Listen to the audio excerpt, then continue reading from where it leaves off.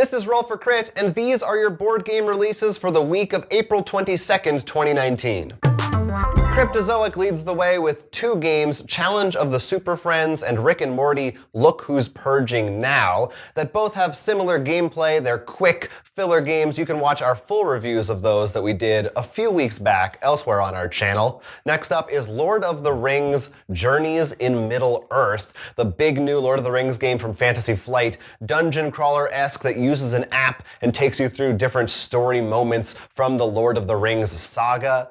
Then, equally as epic and ambitious is Monopoly Animaniacs. So if you like Monopoly and you have nostalgia for Animaniacs, this may be one that you want to look at. And Nagaraja is a new game from the designer Bruno Cathala, which is an Indiana Jones-esque game where 2 players are competing to find the most treasures in a temple, but some of those treasures have different powers or possibly are cursed, so you want to watch out for those. Fantasy Flight has also released a new book for the Star Wars RPG titled Star Wars, Allies and Adversaries. This works for any of the Star Wars Fantasy Flight RPGs and gives you a whole host of famous NPCs with stats to work into your campaign. Time Stories has a new Time Stories Madame, which will take you to 17th century Versailles, and Versus is finishing its Infinity War arc with Versus Black Order, which include Lady Death and the infamous Thanos. We also have Warhammer The Rise and Fall of Anvalor, which will have you try to protect the city of Anvalor and build it up against enemy attacks. However, the truth is you're all just trying to vie for control at the end, so maybe you're not really thinking in the best interest of the city.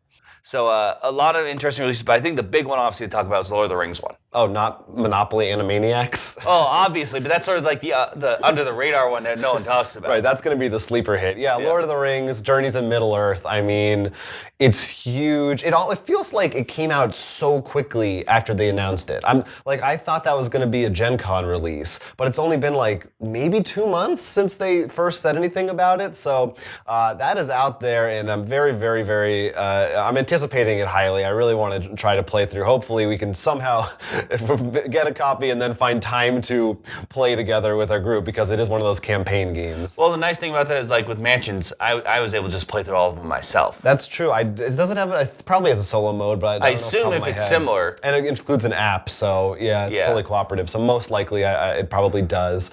So that's pretty cool. That game Nagaraja was not on my radar at all, but looking at it actually seems really interesting. It has this strange mechanic where it's kind of like trying to get control of a room by playing certain cards, and whoever has the most control, you get the treasure that's in that room. But it's just for 2 players. The design of it, the theme of it seemed cool. So, and it's on the cheaper side, so that might be one if you haven't heard of that you might want to look at.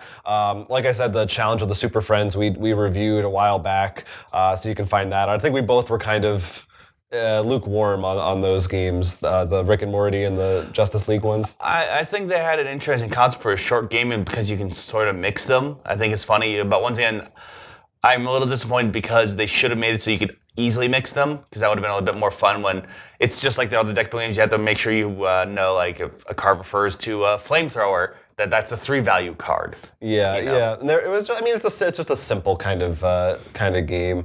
Excited for Time Stories Madame? I do want to get back into the Time Story series. I enjoyed it because I do know I played a campaign without you, only one beyond without you, because I wanted to just try it out. And there is a card in there that seems to be pretty interesting. Like we've another lore-wise? Not even lore-wise. Like from what I can tell, you keep it throughout the entire campaign, and it affects how you play every other campaign.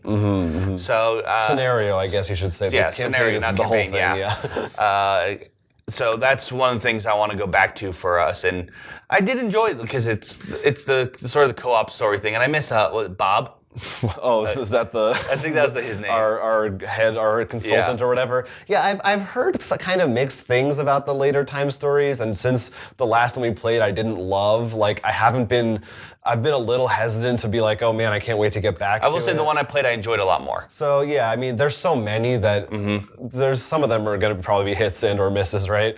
I don't know. And this is the last one, I think, of their white line. Oh yeah, because the blue line. The blue boxes are going to start coming out next to the Kraft macaroni and cheese. And I've not been keeping up with Versus at all. I remember in the original when we had we both have core sets. I remember Thanos was broken in that. I think they actually had I think they eroded him, if I recall. Yeah, I don't know. Yeah, but yeah, Versus is a system that I'm always surprised, not in a bad way. I'm just surprised it's still going because I feel like no one talks about it. It's another one of those. It just seems like I guess they found their niche and there's enough hardcore Versus players who are still into it. But you don't hear about the people who are just like hanging out, playing it casually. It's like I feel like either you're obsessed with it or you've never played it ever. You mean like I am with the Transformers card game? Yeah, like it seems like every card game is that isn't Magic, I think. The problem is you can get a good niche, and it's just like any of those things, especially with random packs, the whales, who buy them all and stuff. But the problem is also, like I've always talked about, Magic, Yu-Gi-Oh, and Pokemon are like, I have Friday, he has Saturday. They take up the day in the card shop, so it's very hard to sort of wiggle your way in. Yeah. Let us know if you're watching this, if you're a Versus player, and let us know if you're excited for the Black Order set, or if you're someone who's never played it and why you've never played it, or which of these other releases you're anticipating that you're probably going to buy this week. I'm sure a bunch of people are hoping to buy Journeys in Middle-earth, but maybe not right away because it is on the pricier end. Are you kidding me? The entire comment section is going to be Monopoly Animaniacs. Right, I mean, how can I forget Monopoly Animaniacs? This is really just a tribute to that. Let us know. Also, let us know what games you're looking forward to that you think are coming out in the near future, and we'll probably cover them when they actually are released on a future episode. Thanks for watching. Stay tuned for more videos later this week. I'm Jonathan. I'm Will. And this is Roll for Crit. Hey, if you liked this video, then like this video and subscribe to our channel for more board game content. Would you kindly do it now?